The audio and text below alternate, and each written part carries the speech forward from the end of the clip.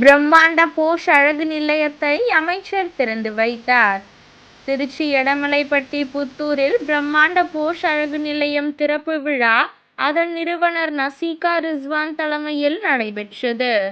இந்த திறப்பு விழாவில் சிறப்பு அழைப்பாளர்களாக நகர்ப்புற வளர்ச்சித்துறை அமைச்சர் KN நேரு கலந்து கொண்டு ரிப்பன் வெட்டி குத்துவிளக்கேற்றி நிறுவனத்தை தொடங்கி வைத்தார்.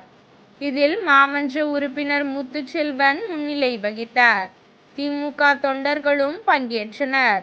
மற்றும் விடுதலை சிறுத்தை கட்சியை சார்ந்த திருச்சி மாவட்ட அமைப்பாளர் பீர் முகமது, பகுதி துணை செயலாளர் சந்திரமோகன் மற்றும் திருச்சி மாவட்ட இளைஞரணி காங்கிரஸ் பொதுச் செயலாளர் ஃபைசல் அவர்களும் சிறப்பு விருந்தினராக கலந்து கொண்டு சிறப்பித்தனர்.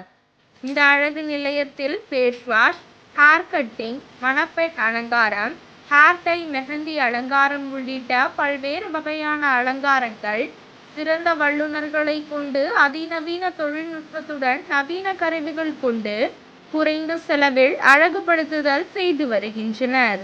இதில் குழந்தைகள், பெரியவர்கள் உள்ளிட்ட அனைவர்களுக்கும் சிறந்த முறையில் அழகுபடுத்தி வருகின்றனர்.